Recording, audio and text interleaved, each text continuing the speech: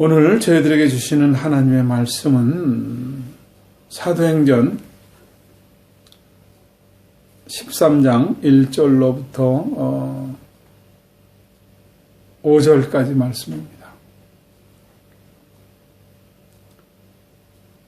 오늘 저희들에게 주시는 하나님의 말씀은 사도행전 13장 1절로 5절 함께 말씀을 합독하겠습니다. 안디옥 교회에 선지자들과 교사들이 있으니 곧 바나바와 니게르라 하는 시므온과 구레네 사람 루기오와 분봉왕 헤롯의 젖동생 마나엔과 및 사울이라. 주를 섬겨 금식할 때 성령이 가라사대 내가 불러 시키는 일을 위하여 바나바와 사울을 따로 세우라 하시니 이에 금식하며 기도하고 두 사람에게 안수하여 보내니라. 두 사람이 성령의 보내심을 받아 실루기아에 내려가 거기서 배 타고 구보로에 가서 살라미에 이르러 하나님의 말씀을 유대인의 여러 회당에서 전할세 요한을 수정자로 두었더라. 아멘. 기도하고 말씀 나누겠습니다. 하나님 아버지, 오늘도 부족한 자를 사용하셔서 말씀을 증거하게 하여 주옵소서. 교회가 무엇인가를 전하고자 합니다. 성령의 온전한 도구가 되어 쓰임받게 하여 주옵소서. 듣는 이들로 하여금 교회가 무엇인지를 깨닫게 하여 주옵소서. 예수님의 이름으로 기도하옵나이다. 아멘.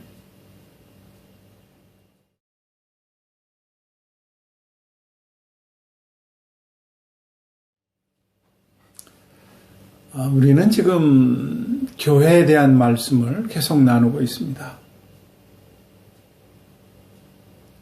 교회의 시작은 우리가 잘 아는 대로 신앙 고백에서 시작됐습니다. 예수님께서 사람들이 나를 누구라 하느냐 하고 질문을 하셨을 때 제자들이 사람들은 예수님을 향해서 세례 요한이나 엘리야나 예레미야나 선지자 중 한 사람이라고 그렇게 말합니다. 이렇게 대답을 했습니다.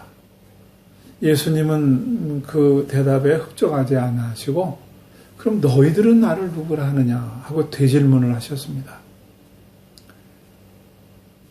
제자들을 대표해서 베드로가 주는 그리스도시요 살아계신 하나님의 아들입니다. 예수님은 우리의 구원주이시고 메시아고 살아계신 하나님의 아들입니다. 하나님이 이 땅에 오셨습니다. 이런 고백을 할 때에 너무나 예수님은 흡족해 하시면서 풀네임을 불러주셨어요. 바, 요나, 시몬아. 요나의 아들 시몬아, 내가 복이 있다. 이를 내게 알게 하니는 혈육이 아니요 하늘에 계신 내 아버지다. 이렇게 말씀을 하시고 이런 신앙 고백 위에 내가 내 교회를 세우겠다 그렇게 선언하셨습니다. 그리고 아무런 변화가 없고 예수님께서 인류의 모든 죄를 대신해서 십자가에 죽으셨고 부활하셔서 다시 제자들에게 오셔서 아버지의 약속한 것을 기다려라. 성령이 너에게 임하게 되면은 이 모든 것이 깨닫게 될 것이다. 그럴 때 제자들이 모여서 기도하고 있을 때 하늘에서 성령이 임했습니다. 예수님의 영이 그들에게 임하고 나니까 그들이 모든 것을 깨닫기 시작했습니다. 그래서 증인의 삶을 살게 됩니다. 이렇게 해서 모인 것이 바로 예루살렘 초대 교회였습니다. 이 교회 공동체에서 무엇을 했느냐? 예배와 성찬이었습니다. 예수님의 십자가의 죽으심을 기억하고 또 잔을 들어 예수님께서 흘리신 피입니다 하고 성찬을 나누는 그런 일이 교회에서 했던 모든 전부였습니다. 이렇게 순수했던 초대 교회가 시간이 지나면서 본질을 잃어버리기 시작하고 또 교회 안에는 기득권층이 생기기 시작하고 변질되기 시작하다가 중세 때 천주교가 완전 타락을 하게 됩니다. 예수님의 십자가의 피를 통한 죄사함이 아니라 면죄부를 팔아서 돈을 챙겼습니다. 죽은 부모님이나 믿지 않고 죽은 조상들을 위해서 돈을 내고 기도하면 연옥에서 천국으로 들어간다는 그런 복음의 변질이 있었습니다. 이때가 바로 14세기에서 16세기에 이어지는 르네상스 시대입니다. 인간성 해방들을 위한 혁신운동이 일어나는 그런 시기였습니다. 그리고 개신교가 나오기 시작하면서 18세기로 접어들면서 계몽주의 그리고 합리주의가 또 한번 이 세상을 요동칩니다. 사람에게는 합리적인 것이 필요하고 이성적인 이해가 필요하다는 거죠. 근데 이런 생각은 초대교회의 영주주의와서부터 시작되고 르네상스를 거치면서 계몽주의, 합리주의 그리고 철학 사상으로 이어집니다. 이것은 결국에 인간 중심의 그런 사상입니다. 대표적인 사람이 독일의 포이에르바하입니다. 이 포이에르바하는 신학을 하다가 그만두고 철학으로 옮긴 사람입니다. 이 사람이 바로 인간이 신을 만들었다는 거예요.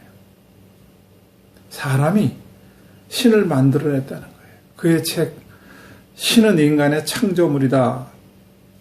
이 책이 전 유럽을 뒤집었습니다. 이것에 가장 영향을 받은 사람이 바로 마르크스입니다. 종교는 그래서 아편이다. 또 한 걸음 나아가서는 니체는 신은 죽었다고 선언을 했습니다. 중세 때에 천주교가 타락을 하고 다시 종교 개혁을 통해서 복음이 전 유럽에 퍼졌는데 이 계몽주의, 합리주의, 인간 중심의 지성주의가 다시 한번 복음을 변질시켰습니다. 유럽 목회 세미나에 가면은 유럽에 계신 목사님들의 이 얘기를 통해서 듣습니다. 박사학위 논문 쓸 때에 오직 예수님의 십자가에 의한 구원을 얘기하면은 논문이 통과가 안 된다는 말을 듣습니다.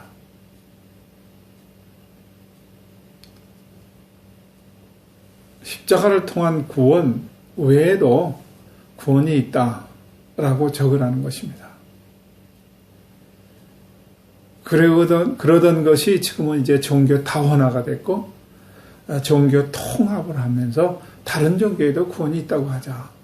이런 상황까지 왔습니다. 이런 상황에서 예수님이 왜 교회를 세우셨는가 하는 문제를 가지고 우리가 계속해서 말씀을 나누고 있습니다. 왜 예수님께서는 이 땅에 내가 내 교회를 세우시겠다고 하셨는가? 첫째는 예배, 둘째는 전파입니다. 예배, 십자가를 기억하고 그 십자가 앞에 무릎을 꿇는 거예요. 구약에서는 샤하, 엎드리다란 말이고 신약에서는 프레스쿠네오, 가장 최상의 것을 가지고 가치를 가지고 하나님께 영광을 돌리는 겁니다. 이것이 예배의 본질이에요. 구약에서는 그냥 엎드리는 것이죠.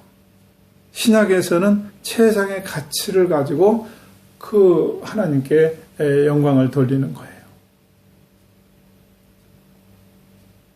그래서 구약에는 성전이 있었습니다.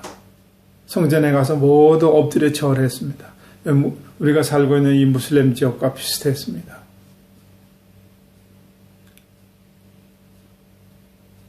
그리고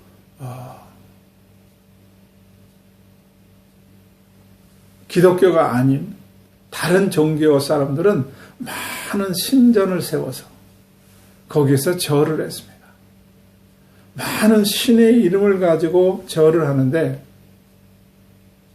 알지 못하는 신에게도 절을 했습니다. 그래서 바울이 오죽 답답했으면 하나님은 이런 사람이 지은 데 계시지 않는다고 선언을 했겠습니까? 사도행전 17장 23절로 24절에 보면은 내가 두루 다니며 너희의 위하는 것들을 보다가 알지 못하는 신에게라는 단도 보았다. 알지 못하고 위하는 그것을 내가 너에게 알려주겠다. 알지 못하는 신이 아니라 내 그것이 뭔지 알려주겠다. 그리고 말씀하신 게 우주와 그 가운데 있는 만유를 지으신 신께서는 천주의 주세지니 손으로 지은 전에 계시지 않다 그랬어요. 만유를 지으신 신께서 천지의 주제신데 어떻게 사람이 만든 그 건물 안에 갇혀 있겠느냐 그런 얘기입니다. 이 사도 바울이 얘기했던 이 내용은 예수님께서 일찍이 사마리아 여인과의 대화 속에서 있었던 내용입니다. 이 사마리아 여인은 예배하는데 굉장히 궁금했습니다. 그래서 북이스라엘 사람들은 그리심산에서 예배를 드리고 예루살렘 사람들은 유대인들은 예루살렘에서 예배를 드리는데 어디에서 예배를 드리는 게 맞습니까? 하고 장소적인 질문을 할 때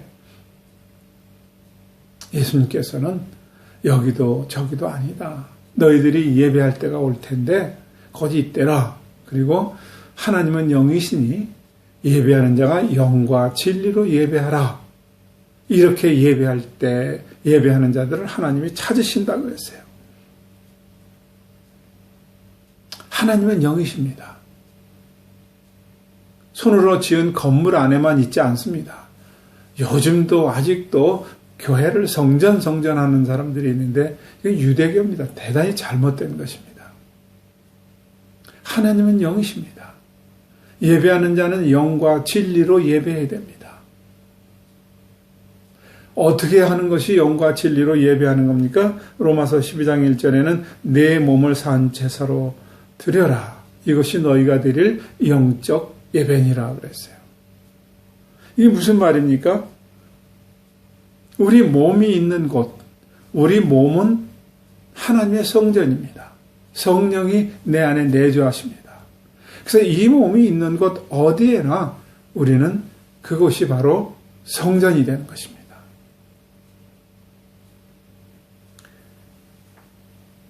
그런데 우리는 이것을 반대로 합니다.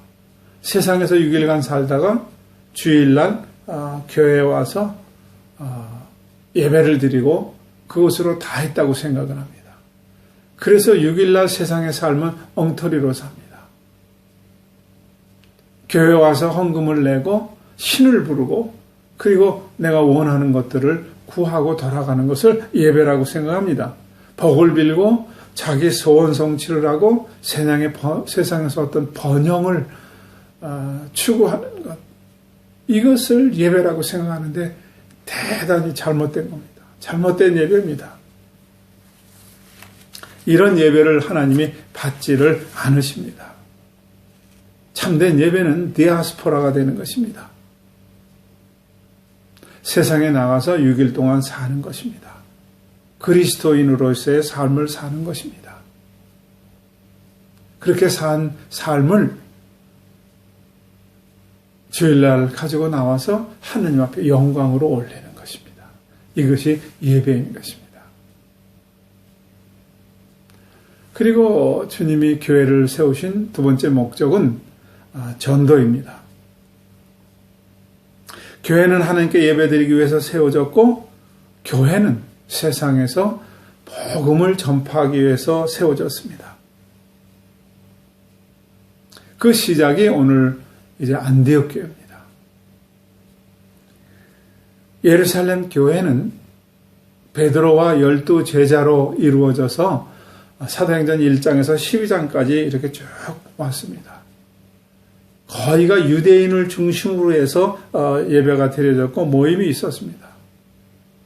그리고 이 예루살렘 교회는 율법을 지키다가 예수님을 믿게 된 유대인 크리스찬들이 대부분이었기 때문에 이들은 모든 것들이 아직도 제사를 드려야 되고 음식을 규례를 지켜야 되고 할례를 해야 되고 안식일을 지켜야 되고 이런 율법에 매여 있기 때문에 이것을 풀어주는 역할을 하는 것이 초대 예루살렘 교회의 사역이 대부분이었습니다. 율법에 묻혀있던 이들이 예수를 믿으면서도 자꾸 율법을 잡는 거예요. 그래서 사도 바울은 갈라디아서 5장 1절에서 이렇게 얘기합니다. 그리스도께서 우리로 자유케 하려고 자유를 주셨으니 그러므로 굳세게 서서 다시는 종의 멍에를 매지 말라 그랬어요. 왜 예수님께서 죽으셨느냐? 우리에게 그 율법에서부터 자유를 주려고 주었다는 거예요. 그러니까 이 굳세게 서서 이 자유를 붙들고 다시는 율법에 매여거나 종이 되지 말라 그런 얘기입니다. 이렇게 세워졌던 초대 예루살렘 교회는 이 모든 문제를 다 사명을 감당하고 조용히 물러나기 시작하고 13장에서 드디어 안디옥 교회 시대가 열립니다. 안디옥 교회는 이방 땅에 생겨진 최초의 교회였고 이 복음을 주도적으로 해나가는 교회였습니다. 그런데 이 안디옥 교회는 사도행전 11장서부터 시작됐습니다. 사실은. 근데 13장에 와서 이제 사명을 감당하는데요. 아마 그동안은 교회가 이렇게 다져졌습니다. 이 안디옥 교회 담임은 바나바였습니다. 이 안디옥 교회는 아주 건강한 교회였습니다.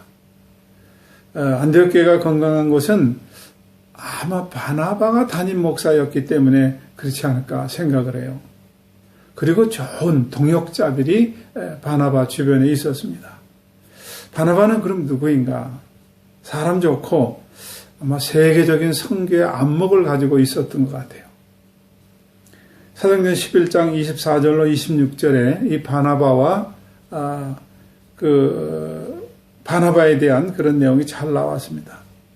바나바는 첫째 착한 사람이요 그랬어요. 여러분 착한 사람이 예수를 믿어야 선한 열매가 많이 달립니다. 착한 사람이 성령 받아야 선한 열매가 맺어집니다.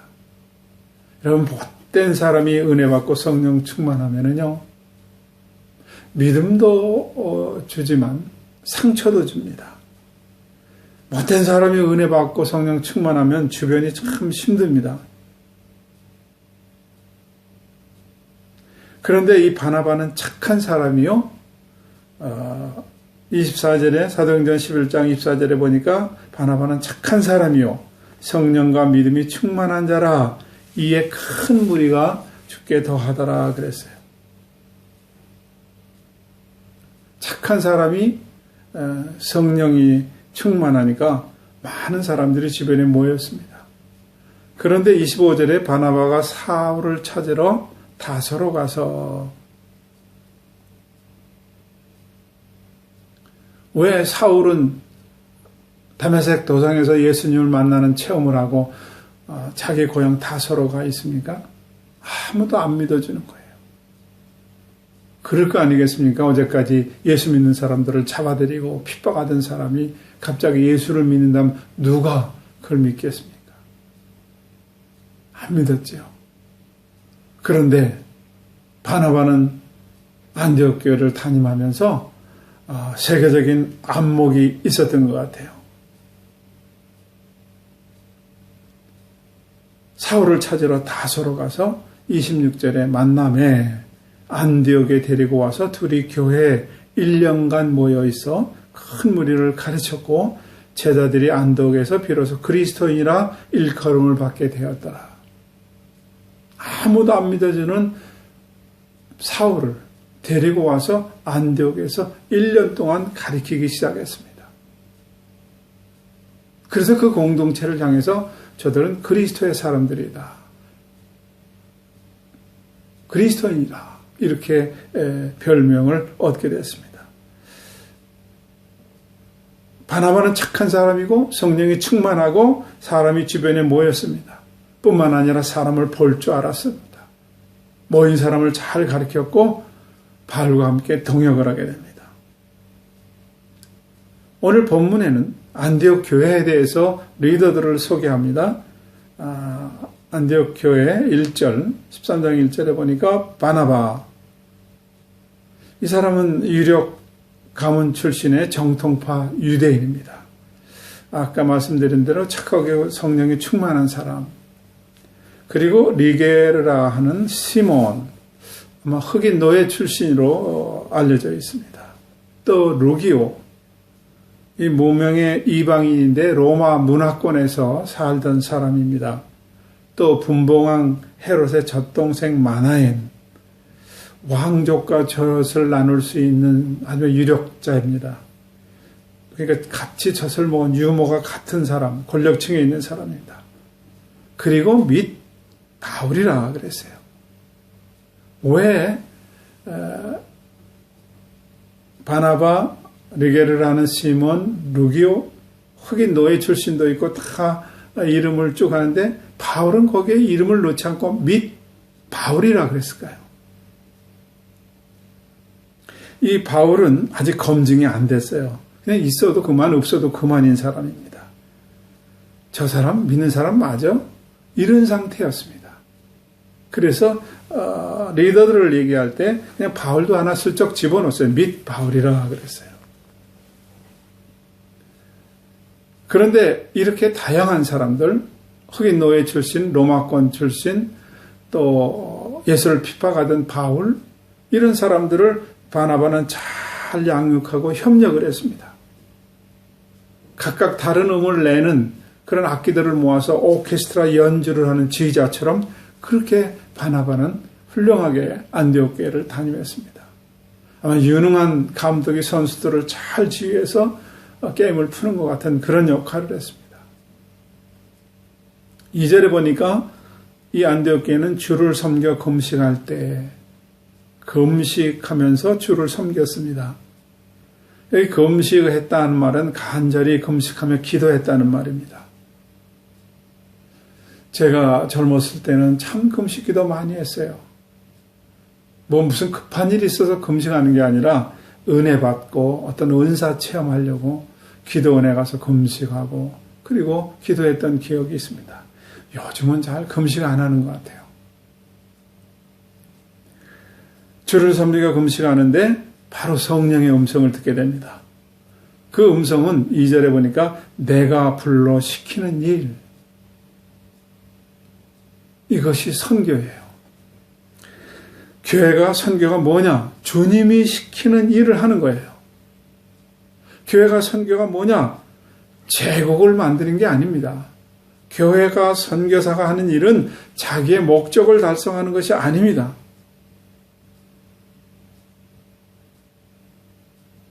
교회가 하는 일, 목사가 하는 일, 선교사가 하는 일은 주님이 시키는 일을 하는 것입니다.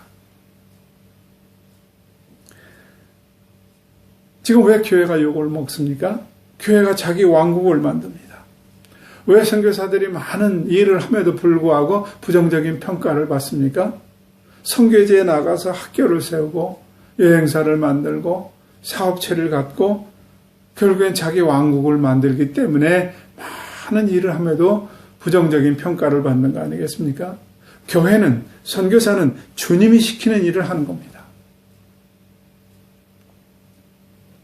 예루살렘 교회는 주님이 시키는 일이 바로 율법에서 자유하는 일. 안식일이라든지 할례라든지 음식기라든지 이런 것에 대해서 자유하는 일, 이런 일들을 예루살렘 교회가 했다면 안디옥 교회는 선교를 위해서 세계 선교에 눈을 떴습니다. 그리고 이 성령이 시키는 일이 무엇인가? 2절에 보니까 바나바와 바울을 따로 세우라는 겁니다. 여러분, 이 바나바는 담임 목사거든요. 담임 목사 보내면 어떻게 해요? 가장 유능한 필요한 사람인데. 근데 우리는 담임 목사는 절대 안 갑니다. 대형교회 담임 목사들이 선교사로 나갔다는 말 들어본 적 있습니까? 별로 교회에 영향력이 없는 사람을 선교사로 보냅니다. 여러분, 오늘 본문을 보면은 최고의 담임 목사가 선교사로 나가야 된다는 것입니다.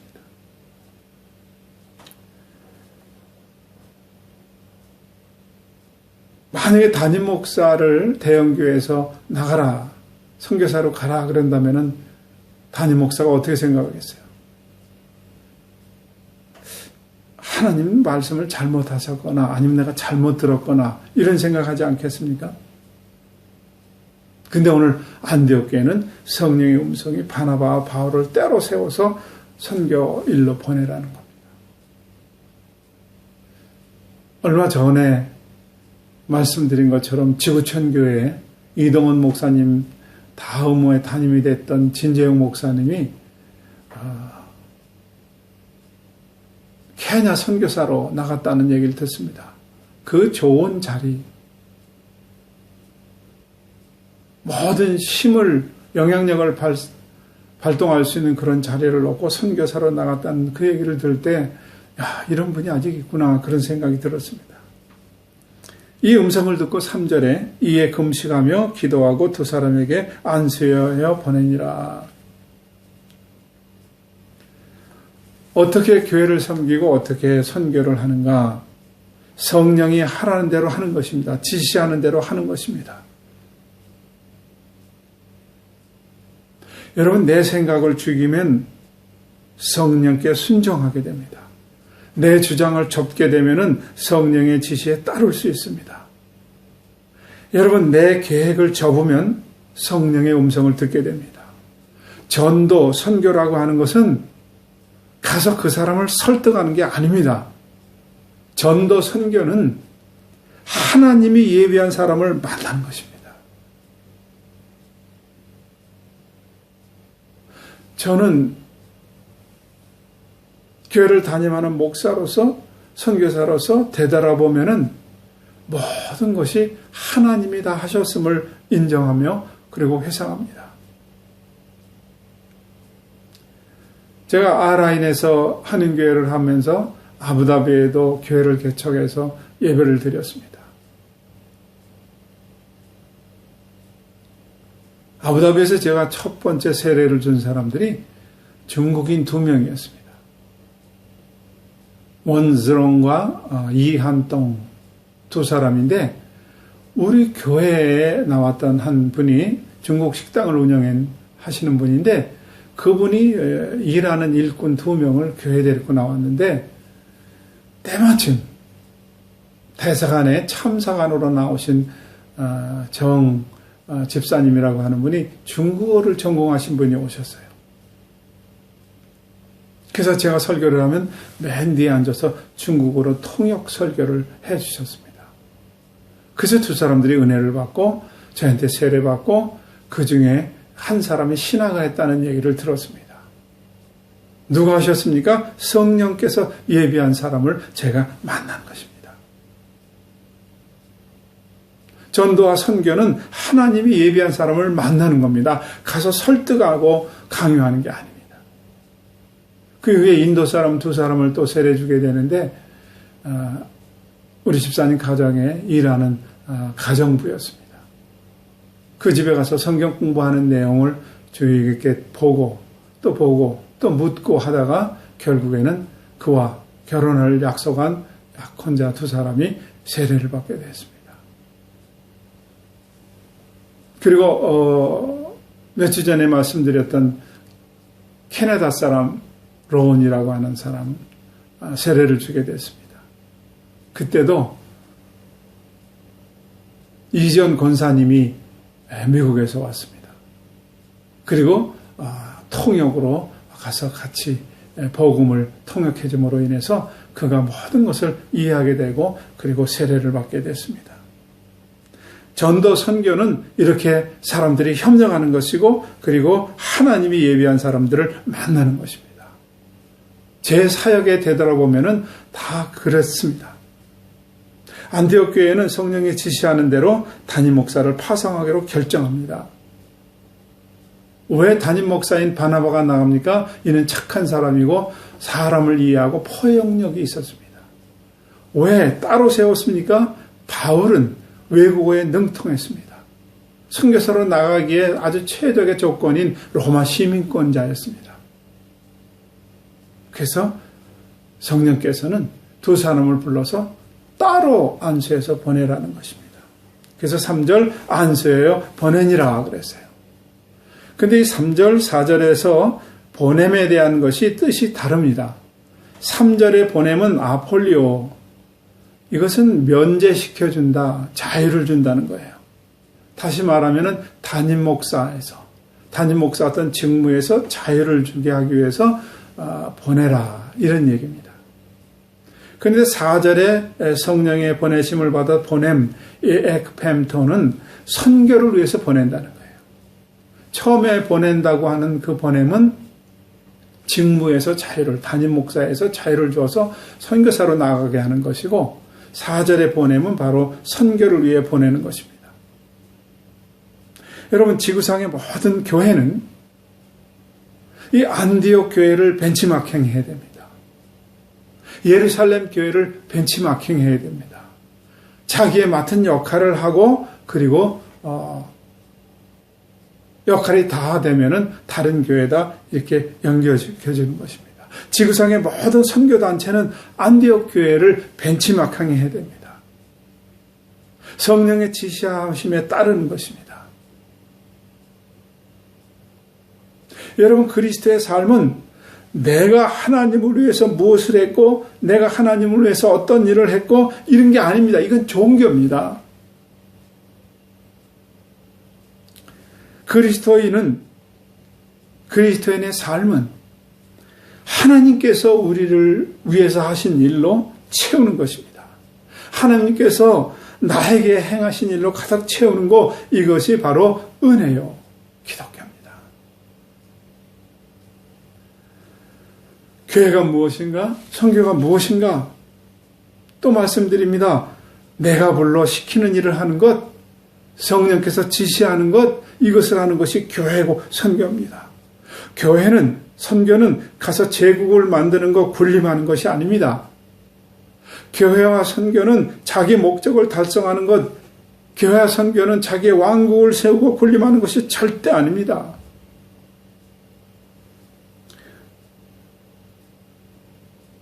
성령의 지시에 따라 움직이는 것, 이것이 교회고 선교입니다. 왜 하나님이 나 같은 사람을 하나님의 자녀로 세우셨습니까? 왜 여러분 같은 사람들을 하나님의 자녀로 세우셨습니까? 증인이 되라는 것입니다. 증인이 되기 위해서 여러분 번영하십시오.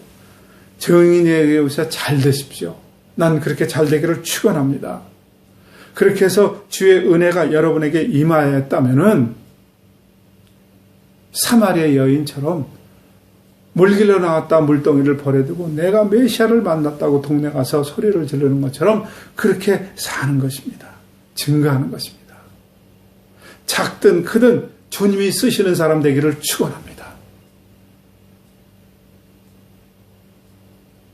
우리가 사는 이 시대는 복음을 갖기가 참 어려운 시대입니다. 종교 통합을 운운하고 다른 종교에도 구원이 있다고 운운하는 이런 시대에서 우리는 다시 복음을 붙들어야 됩니다. 교회의 주인은 주님이십니다. 나를 왜 피값 주고 사셨습니까?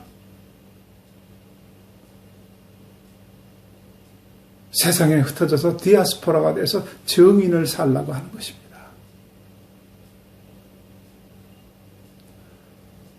나는 여러분들이 다 왜 나 같은 자를 구원해 주셨고 하나님의 자녀로 세워주셨는지를 분명히 이해하고 주님 앞에 서는 그날까지 이 세상에 사는 목적이 정인이라고 하는 것. 그것을 위해서 잘 돼야 되고, 그것을 위해서 열심히 공부해야 되고, 그것을 위해서 정인을 삶을 살기 위해서 여러분이 모든 초점이 모아져야 된다는 이 말씀이 평생 떠나지 않고 그렇게 사시다가 주님 만날 수 있기를 주님의 이름으로 축원합니다. 기도하겠습니다. 하나님 아버지, 교회를 세우신 목적이 무엇인지를 함께 나눴습니다. 예배와 전파입니다. 우리같이 부족한 자를 하나님의 자녀로 세워주신 것은 하나님 앞에 최상의 가치로 예배하고 내 안에 계신 예수님을 증거하는 것. 이 삶을 살도록 성령으로 충만하게 채워 주시옵소서. 예수님의 이름으로 기도하옵나이다.